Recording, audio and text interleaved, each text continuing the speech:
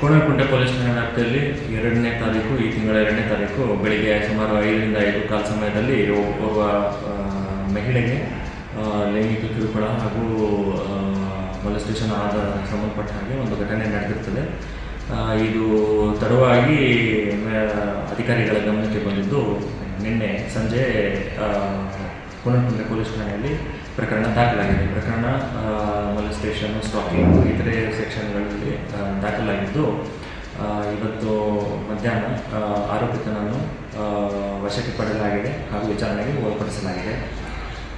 ಆರೋಪಿತನು ಒಬ್ಬ cab driver ಆಗಿರ್ತಾನೆ ಹಾಗೂ ಅವನು ಅಲ್ಲೇ ರೆಗ್ಯುಲರ್ ಆಗಿ ಲೋಕಲ್ ಕಾರ್ಪೊರೇಟ್ ಎಂಪ್ಲಾಯಿಗಳಿರ್ತಾರೆ, ಅವರಿಗೆ ಕಂಪನಿಗೆ ತೊಗೊಂಡು ಹೋಗೋದು ವಾಪಸ್ ಬಂದು ಡ್ರಾಪ್ ಮಾಡೋ ಕೆಲಸ ಮಾಡ್ತಿರ್ತಾನೆ. ಆವತ್ತಿನ ದಿನ ಬೆಳಗ್ಗೆ ಮಹಿಳೆ ಒಬ್ಬರೇ ವಾಕಿಂಗ್ ಮಾಡ್ತಾರೋದನ್ನು ನೋಡಿ ಅವರಿಗೆ ಬೆನ್ನು ಹತ್ತಿ ಈ ಒಂದು ಅಪರಾಧ ಎಸಗಿರ್ತಾನೆ.